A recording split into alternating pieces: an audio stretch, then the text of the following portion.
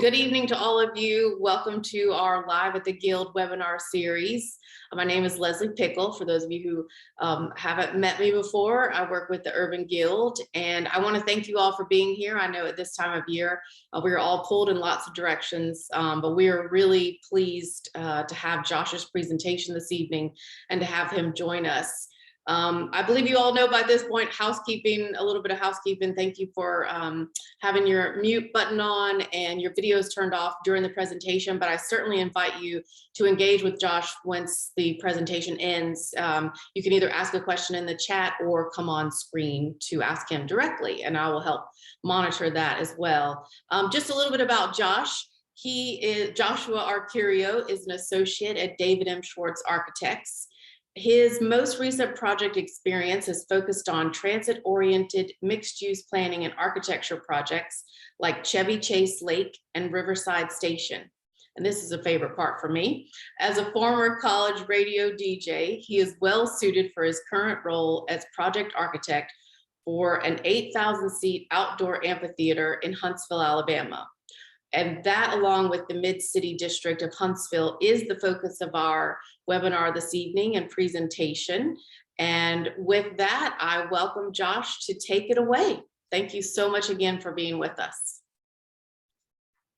Thank you, Leslie. I really need to thank you, and also Nathan Norris and Steve Mouzon,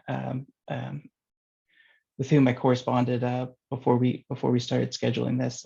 It's a great opportunity to speak to a really great audience and a special group, I think, as well. The core values of the Guild are the humility, creativity, and generosity, and something that are really great ideals to strive for.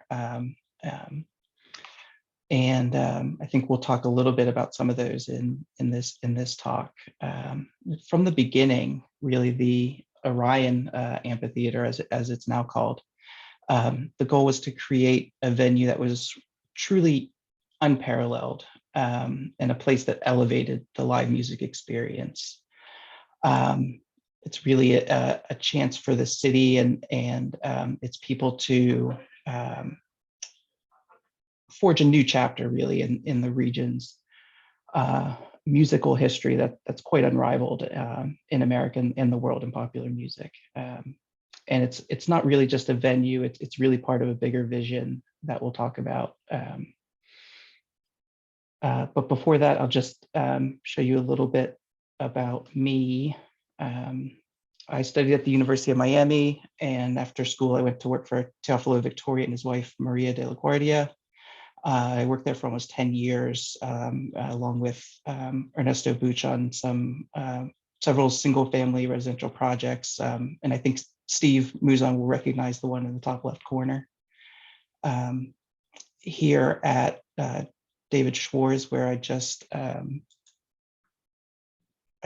my 7-year anniversary here.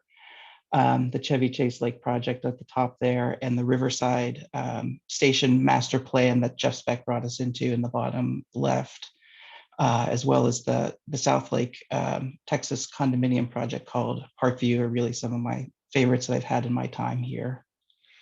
Our office was founded over 40 years ago. We study current site and surroundings, history, and desired future for context. We believe very strongly that the best way to achieve sustainability in such a resource-consuming industry is to design buildings that are durable, flexible, efficient, and beloved enough to be maintained rather than bulldozed. We endeavor to design buildings and select materials that foster what we think of as a genuine sense of humanity, community, and common purpose. Our only office is here in DC, but we work all over the country. Our portfolio is broad, from master planning to sports arenas. And we have, like most firms, our work is largely made up of repeat clients, which makes this project unique somewhat in our portfolio.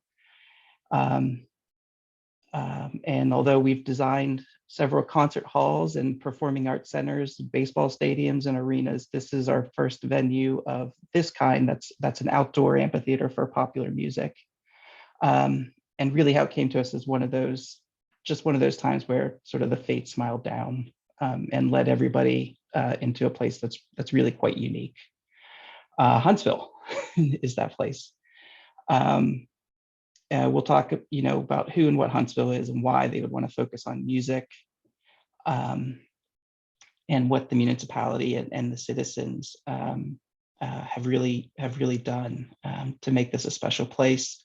If you're not familiar, Huntsville is north of Alabama near the Tennessee border. It is extremely well positioned economically. The city population grew exponentially at the height of sprawl development. I think this is something that a former webinar touched on, of when a city got money and when they got rich really defines the bones of the city. And it's something that Huntsville is having to fight against now. They're the 29th largest city by land area, but 114th by population in the country. And they just became the largest city in Alabama. And you can see as I go through some of these facts that it's really a unique place with a very durable economic backbone. When you go there, at least for me, it kind of strikes me as like a reverse college town, where instead of the college town where all the smart people go to study, this is where like all those people go after that. And they've got and it shows their population growth. In addition to sort of the boomer generation, there's a large growth in people between 25 and 34. Now, the city of Huntsville, starting in, I believe, 2014, began to develop a what they called the big picture master plan. And they developed these 6 planning principles. They've hired and worked with really, really smart people, some of whom the Guild members know: Dennis Madsen, who's their manager of urban and long range planning, the city manager, John Hamilton, and Chad Emerson at Downtown Huntsville Incorporated, as well as the elected mayor, Tommy Battle. Rarely does a city have a chance to put these lofty principles into practice in such an enormous scale and at such immediate time than the redevelopment of the Madison Square Mall, which was a 1.2 million square foot regional shopping center that opened in 1984, and spoiler alert, was demolished in 2017. You can see by the parking lot that this was taken quite a while ago, because starting around 2015, the tax revenues from the mall began to precipitously decline, which led to local developer RCP Companies, which is led by Max Greller, acquired most of the site, and they and the city together entered into a renewal and development agreement for this 100-acre site. This site is comparable to 31 city blocks downtown, and all the parties involved treated the planning and development of this project with the care that one would hope for but doesn't always see. So the developer engaged Rob Robinson at UDA Urban Design Associates to plan the redevelopment into what is now called the MidCity.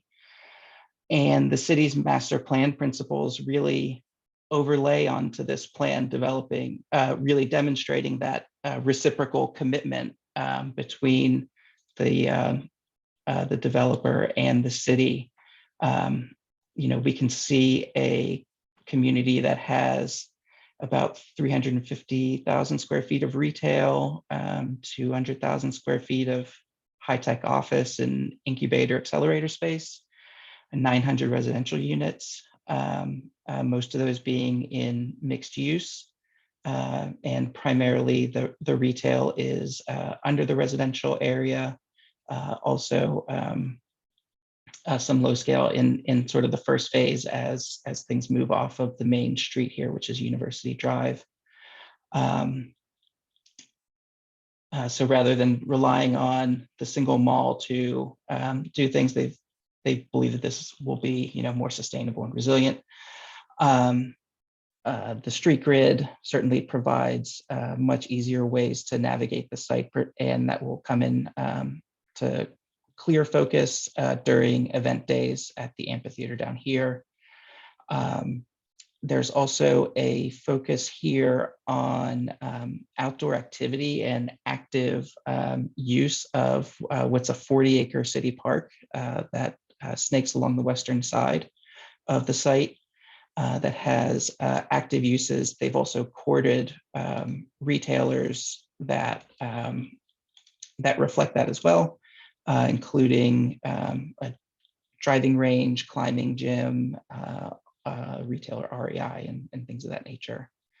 Now this last planning principle and things will be really the focus of the presentation.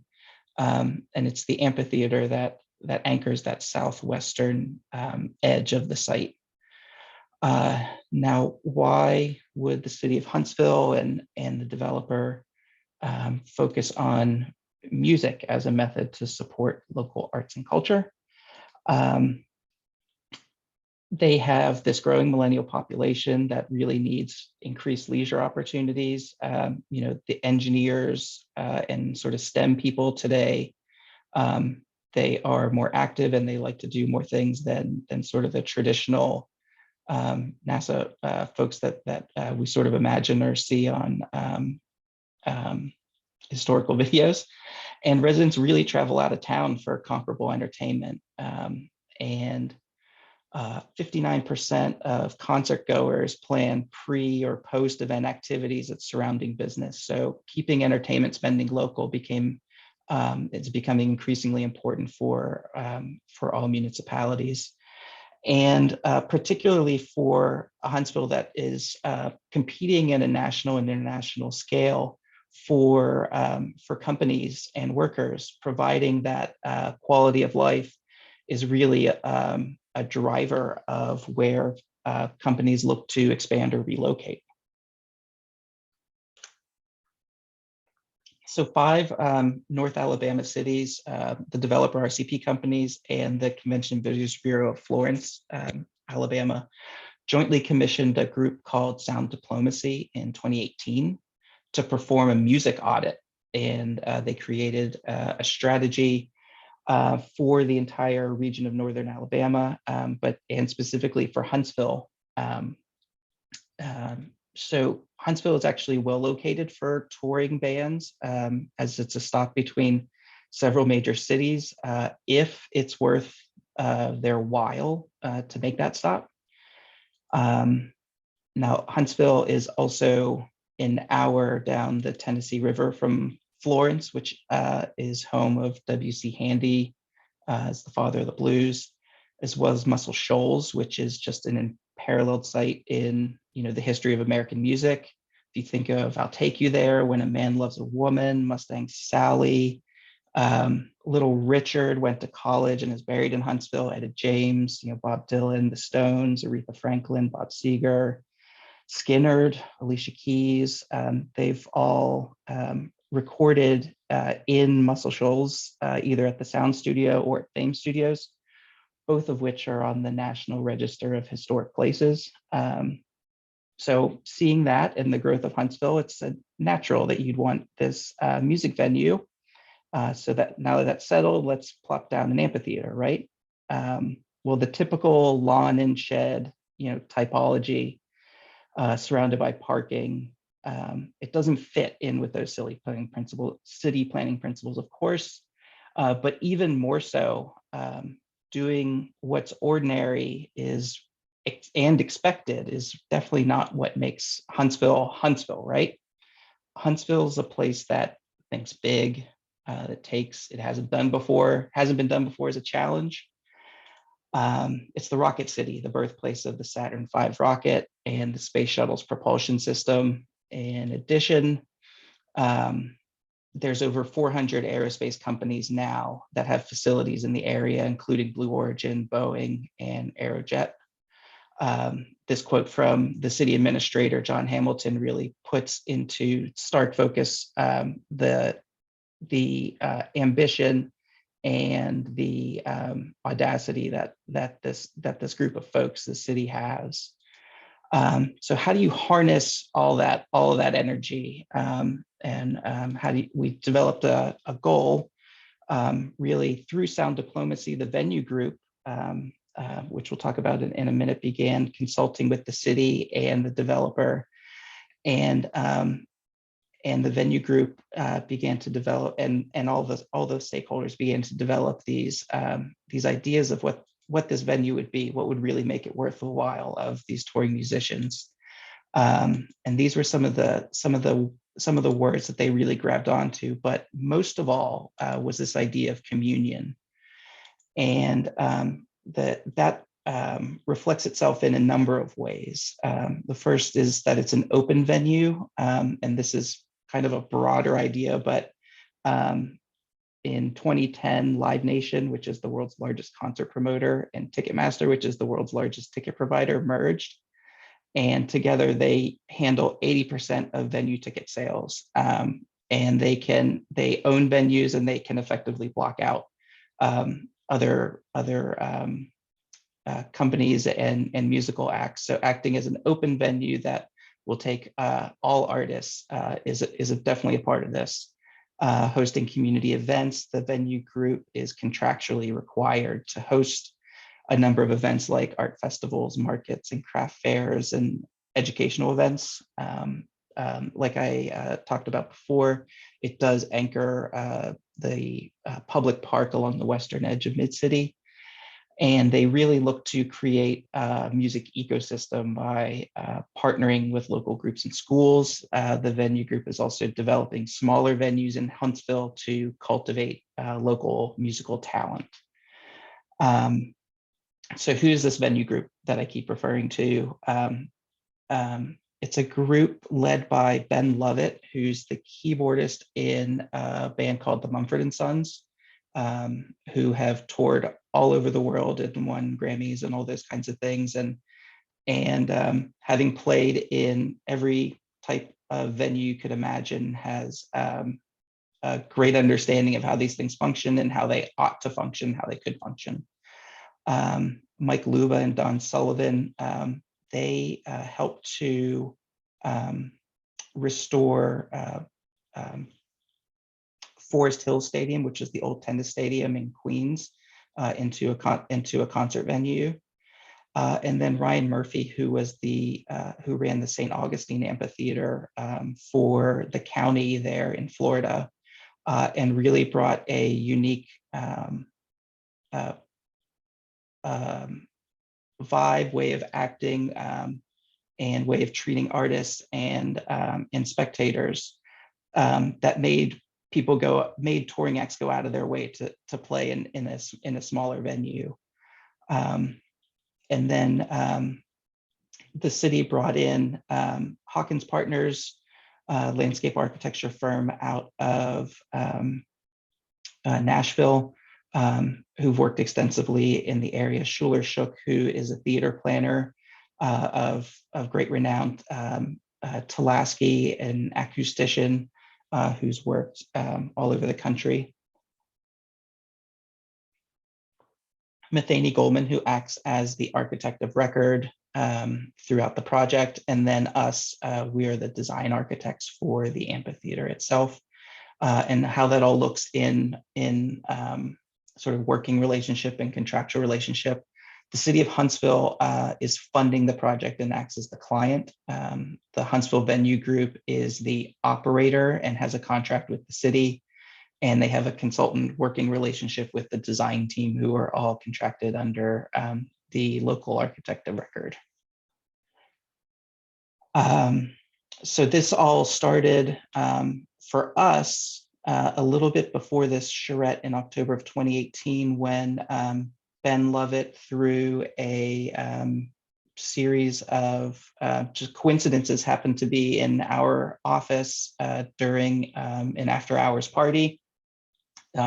Saw our models and column capitals and things, and really was a great advocate for getting us involved in the project.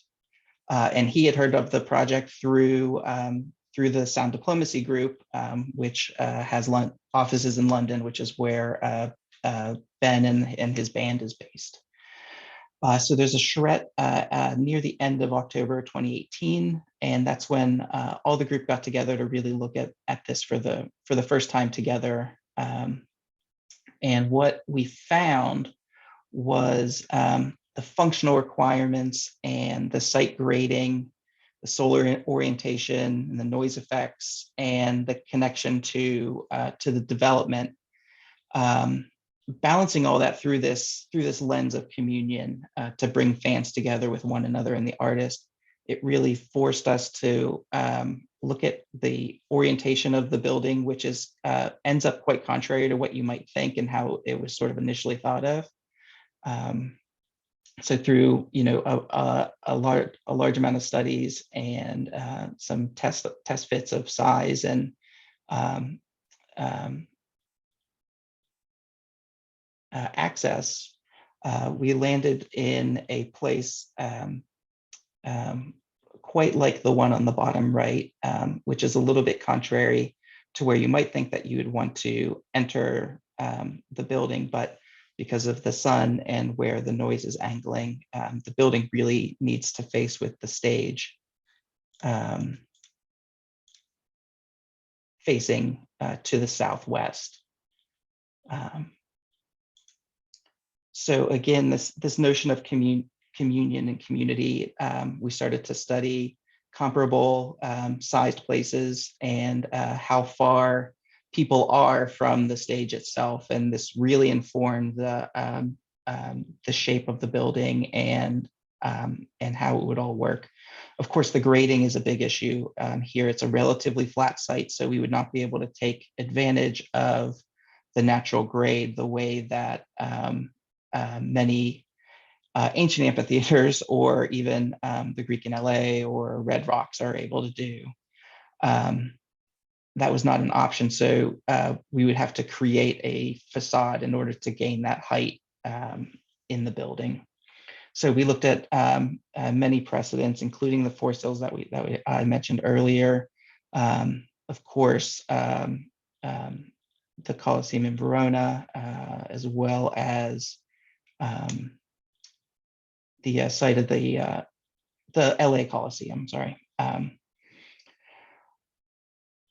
And as you can see, the orange lines here in section represent viewshed studies, and they're angled not towards the stage, but towards the pit and towards the other folks, because the idea is that folks want to be, the idea of this project is to bring the audience closer together with the audience close together with the performer, and the performer closer together with the audience.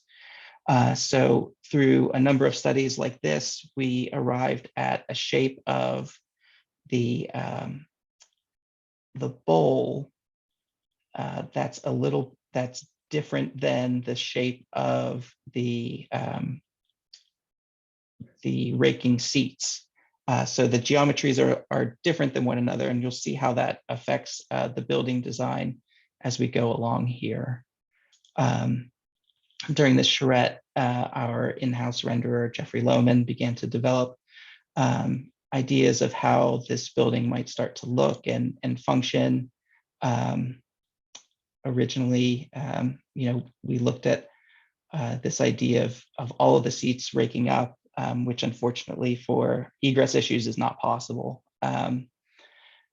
It was a really fruitful effort, and it was the first time working with a lot of these folks. And what ultimately makes that a lot easier is when one of the people is a rock star and you can go see them perform at the end of the day.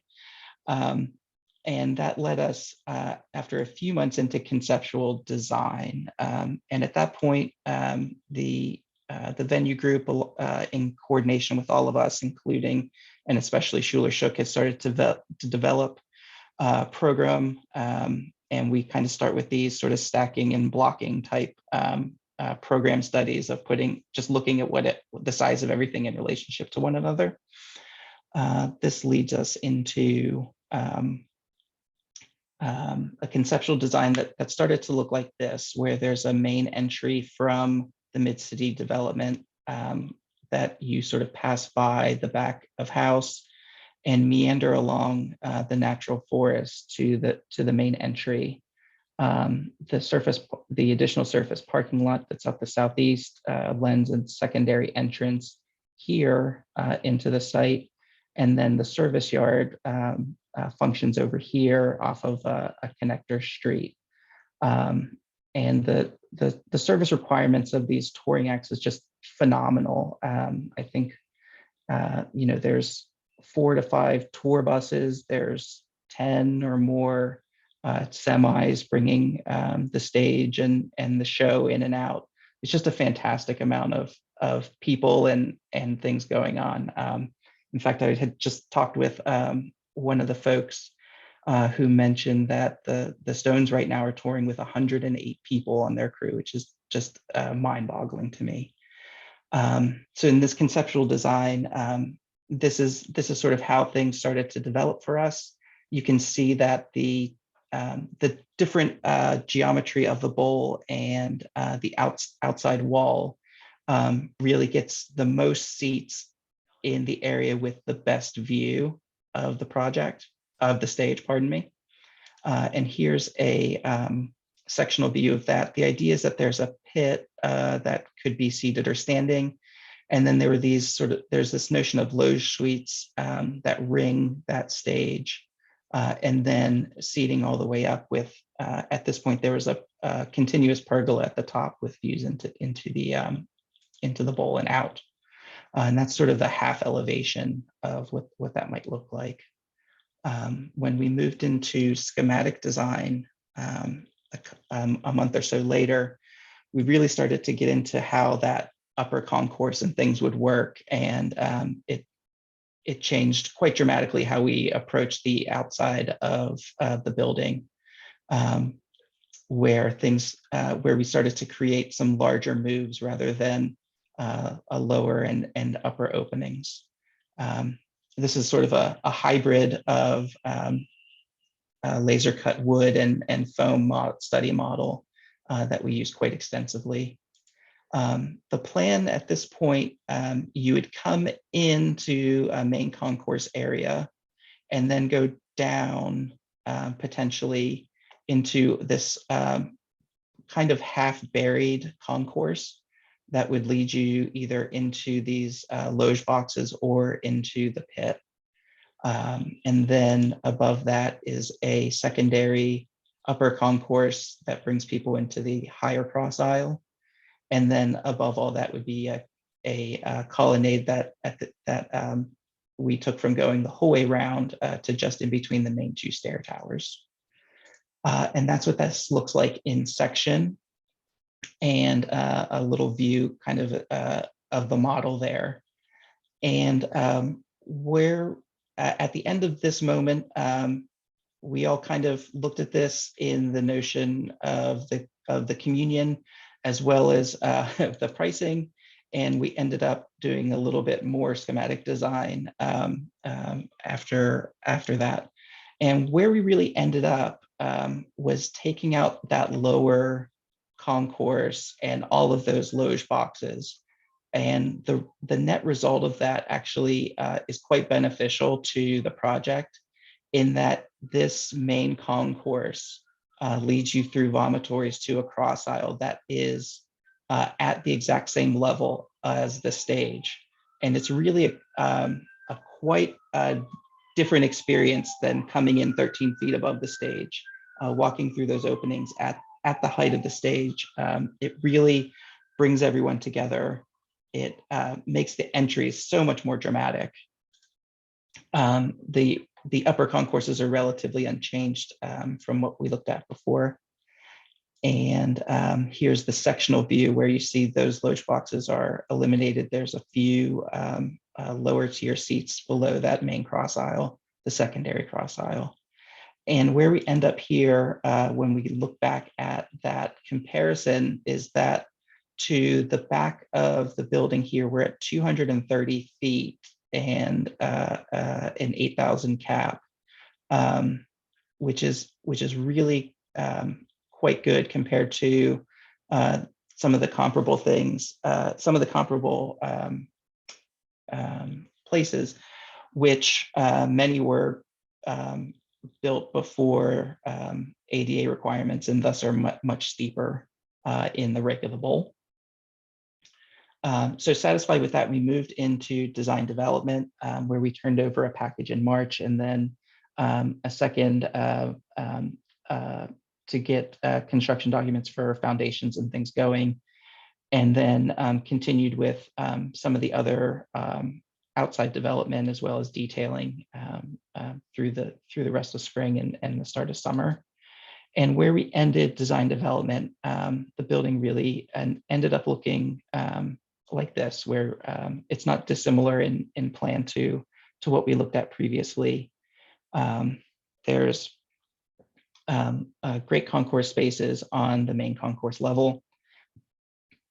There's 4 entries into this this main cross aisle where people can go down into the pit. There's also some food and beverage areas at the pit level at both sides here as well. There's 1, 2, 3, 4 stairs that lead up 5, 6, pardon me, up to a upper level concourse at near that second cross aisle elevation. There's a double height space at the central entry that we'll see some construction photos of. And then the main colonnade has a continuous bar at the center and seating area that can be either ticketed differently or a part of the general seating. Now, if you looked at the timeline, you'll see that we were working on this through March of 2020. And it's when everybody started to work at home, and we really needed a way to understand this building, which is not orthogonal, which has raking seating and trying to fit program really under each and every crevice. And we ended up using quite extensively a program called Enscape, which plugs directly into Revit and is basically you can navigate your model almost like a video game, walk through and do all kinds of things and cut sections and try to understand where you have head height or not under a beam that's coming across.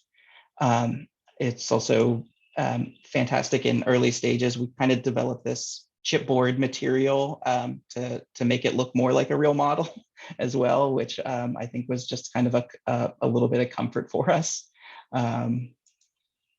Some of the design ideas that were eventually scrapped here. And this is where we ended at design development. You can see the main portion of the stage here. There's a canopy that extends over the first part of the pit from which lighting and all kinds of things can be hung. And the rake of the bowl is pretty dramatic and it's really all encompassing. And I'll show you some site photos at the end as well. These are some of the sort of kind of quick renderings that we made at near the end of the design development to help everyone understand. And we walked through the model with Venue Group, with the client. We put some of the folks from the city in the VR helmet so that they could sit down and watch and see what it would look like. It was really quite effective. This is the view from the stage, and really kind of at the end, as we were rounding out design development and Methane Eagle was really getting into the construction documents, I think everyone started to realize that that COVID was going away, and that things were going to probably get back to shows in 22. And so the focus on being able to complete the project in order for them to operate the 22 season really took on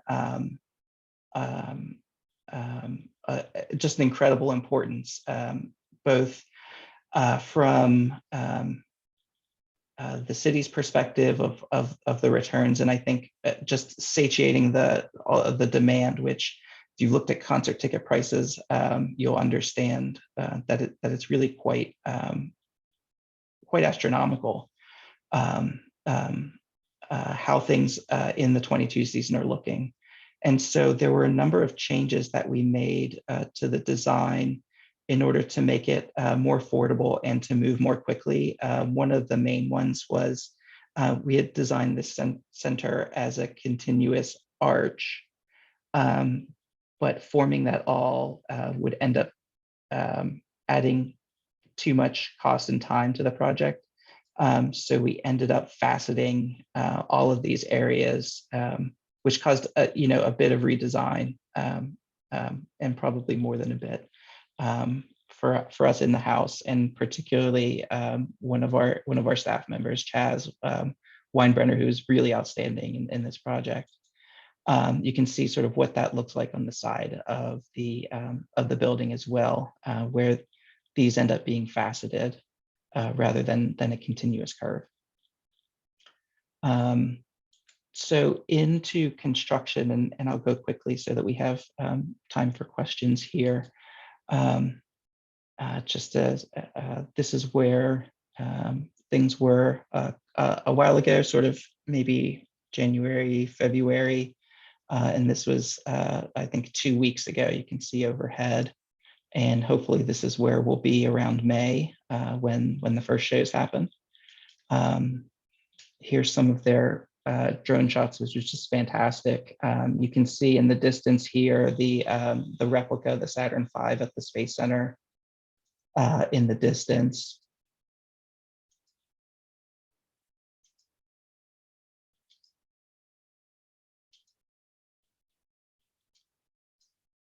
And you can see now that the scaffolding is off of this portion of the facade, and they're working on the center portion and the back of house now. Here's a look at what that looks like.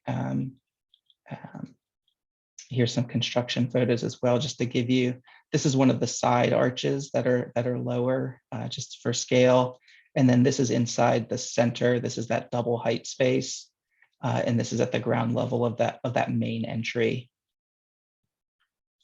Here's a view from the top of that colonnade looking down to the stage here. Another view and where it's headed.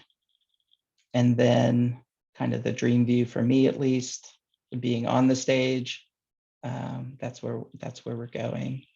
One of the great benefits of having a rock star on the team is that people got really interested in this project, and it created quite a bit of excitement in Huntsville and in the music community as well. And it really helped them, everyone involved, kind of elevate different voices in the construction industry as well. And just recently they did announce that the opening dates are a 3-day festival called The First Waltz, which is a reference to the band's The Last Waltz. And all of the artists have a connection to North Alabama. And the 3rd day in particular is focused on local and smaller musicians from the Huntsville area. With that, I will say that's the presentation. Please stay in touch if you need my contact info. I'm always interested in sort of talking and learning from other people. But with that, I will stop the share and we can turn it over. Leslie, you can moderate for me. Sure, of course. Thank you so much. We'll give you a moment to catch your breath. Thank you very much for that. It was wonderful. I would invite any of you who would like to ask a question of Josh. You can either come on screen or put something in the chat if you like, and we will take a few minutes to discuss.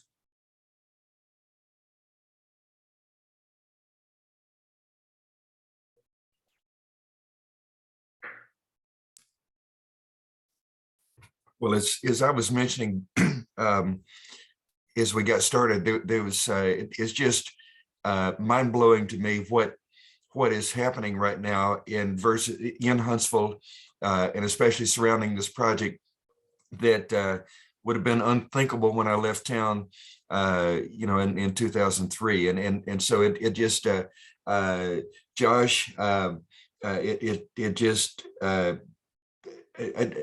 can't voice my appreciation enough for what you guys are doing, and also what Ashley Walton is doing with UDA, who I think is running the she's the project manager on the urban design side, and anyhow, it just is it's amazing to me, and I just want to voice my gratitude for that. Thank you, Steve. Thank you so much, Steve.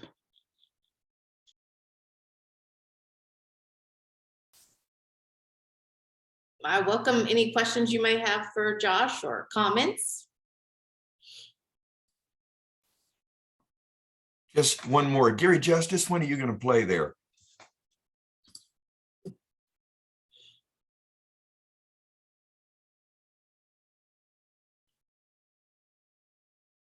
I know Gary was on. I think he might have actually just had to sign off. So.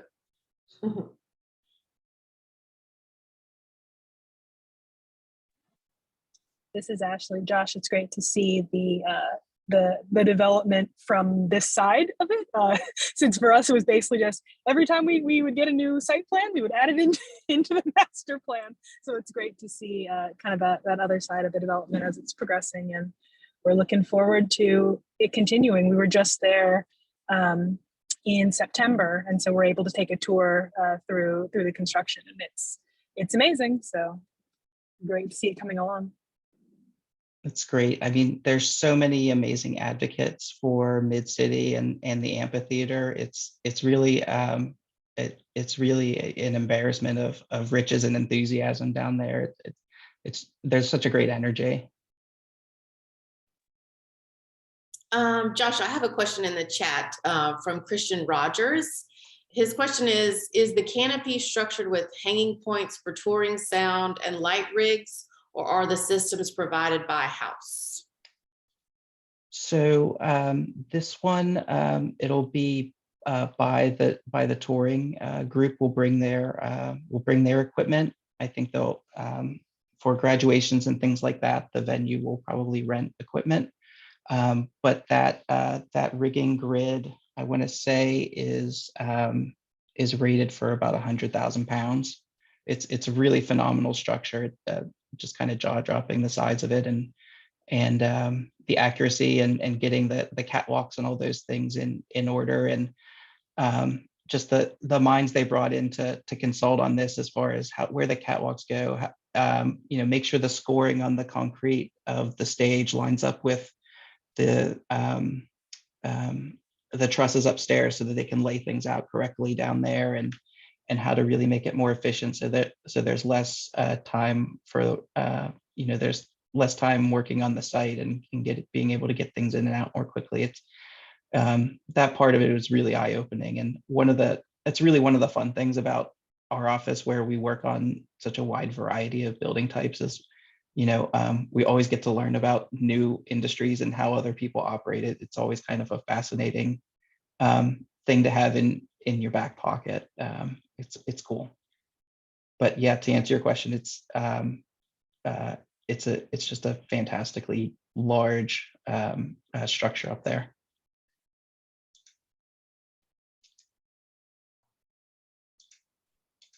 Thank you.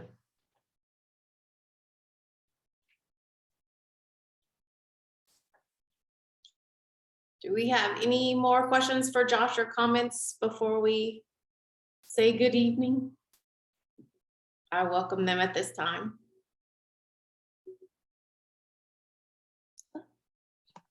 Well, this is Steve Knight, Josh's colleague. I'll say it was an excellent presentation, but I'll also say I'm a little biased. We appreciate cheerleaders around here at the Guild. Thanks, Josh. Christian also asked, outlined conditionals, I'm sorry, let me start over. Outlined conditioned space versus open air is the question. Okay, so basically everything in the front of house is open air under the bowl itself. All of the back of house is conditioned space, and that was particularly when that loge box area was removed and all of the undergrade portion was eliminated. It made that all much easier. Thank you. Another question that's been asked is, what are the materials for the building and the seats? Yes, so the bowl itself is precast concrete. The structure is steel. The exterior of the building is primarily EIFS. The seats themselves, this is one of those kind of supply chain oddities. It became cheaper and easier to acquire epay than the sort of aluminum high school bleachers. So all of the seating will be epay bleachers.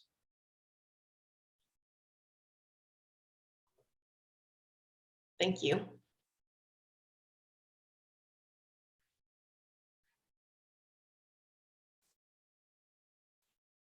It looks like our gallery of experts and fellow designers has gone quiet. So I will, on behalf of the Urban Guild, extend our sincere thanks to you for presenting this evening and for sharing your project with us and your expertise and just wild creativity. It's wonderful to fuse design and art and music together. So we thank you very much for your time. And shortly we will get this up on our YouTube channel.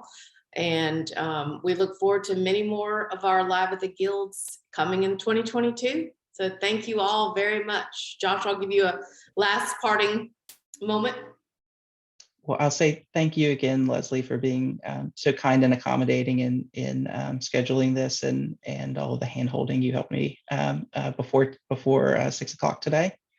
I'll just say again that this is one of those projects where you don't know if you'll get another one like that in your life, and it's been something that we don't take kind of lightly. All of the trust that the city of Huntsville and all these folks have put into us. It's really